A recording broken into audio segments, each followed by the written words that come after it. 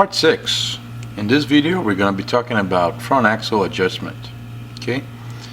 Before I get started, let me just say that there's about a half a dozen ways to set up a front axle. I'm going to be describing what I believe to be the best.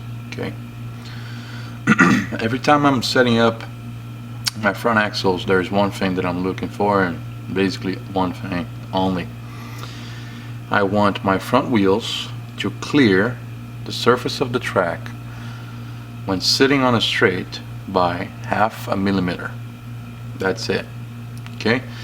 By doing that, there's a couple things that will happen. The first is that I'm going to reduce the rolling friction when the car is going on a straight, and by that, hopefully and supposedly, having that car go a little faster. The second thing it does is that by raising the wheels from the track by only half a millimeter, when the car is making a turn, the car will lean and those wheels will contact the track and help prevent this car from tipping over. Okay, so that's my rule of thumb there. Every time I go, independent of the track that I go to, I try to set up my front wheels in such a way that they're half a millimeter above the surface of the track.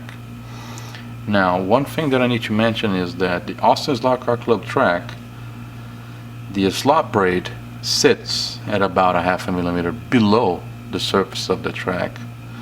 So in order to set up this front axle properly on our setup block, you are actually looking to raise those wheels by 1 millimeter from the setup block surface.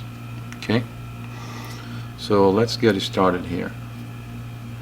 This Slot.it chassis here from the McLaren comes installed with those little plastic caps and plastic bushings. We're going to be removing those. Okay, they are very awkward to use.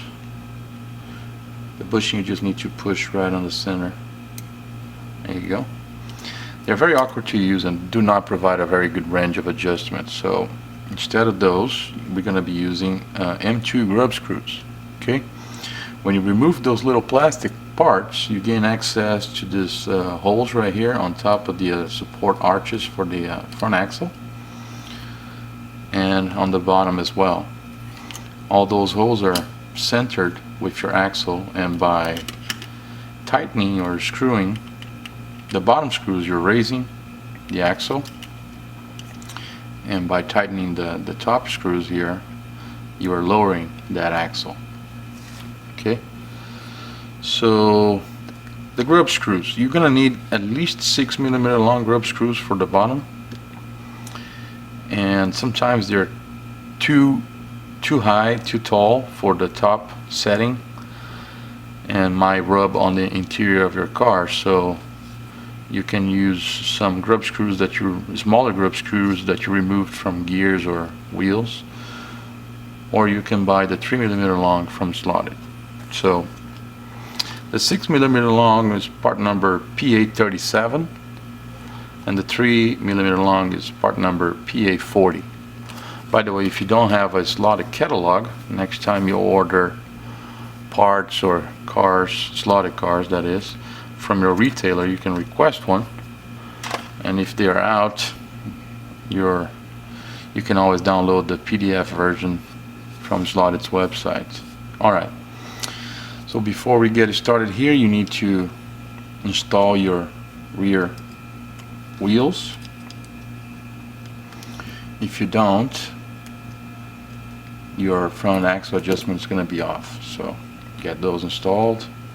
Next thing is the front axle and front wheels. There we go. So now the next step, just angle your setup block in such a way that you can raise those front wheels and see how much you're raising them. I want 1 millimeter, like we spoke before. Okay, and I'll tell you what, I think I got lucky when I threw those tires, because to have them clear the block by 1 millimeter I'm basically reaching the highest adjustment on my front axle. I'm basically right on the support arches, which means that I will not have to use grub screws on the top settings here. Alright, so let's get it started. Let me get my first 6mm long grub screw here.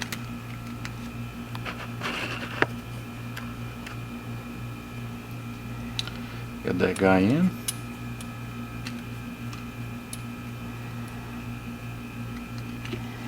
Second.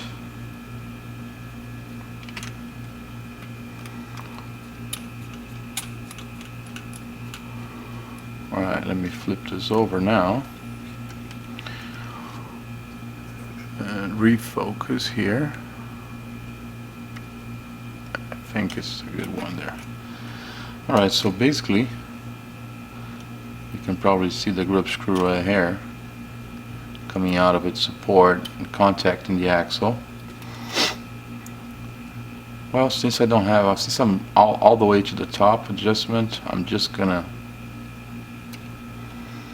tight those screws until they get the axle, stop the axle from moving. Right there. There you go. The axle doesn't move right now. It's very stiff. So what I'm going to do is back off another quarter, half a turn here. Allow that axle to move, and I'm going to check my front wheel clearance again. Okay, let me put this down. There you go. That's 1mm. Pretty good. Other side. Same thing. Good. So now let's get rid of some of this horizontal play here. Just bring your wheels closer together. Just enough so not too much. Still too much.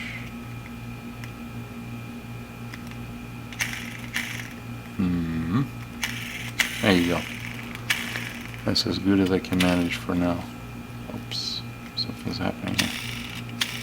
Oh, maybe I have to fix those grub screws again. Oh, okay. There you go. It was the hub of the wheel was contacting the outside of the support arch here. Now it moves freely. Very little play. That's how you want to go with this. Okay. Now let's check the vertical play.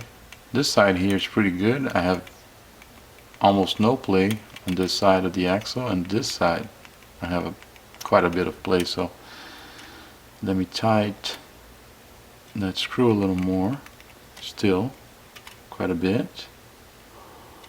Sorry, it's hard to get this stuff in focus.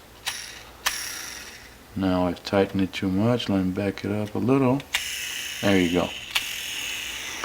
So now I have removed the horizontal and vertical play in this axle. Do my triple check on the clearance for the front wheels. They're still at 1mm. There we go. And this is it, guys. A pretty simple step. Just gotta be done properly. Now if I hold my guide down, I should be able to, there you go. Sorry. I should be able to spin those front wheels and axle without touching my saddle block. This is it for now. Until the next video.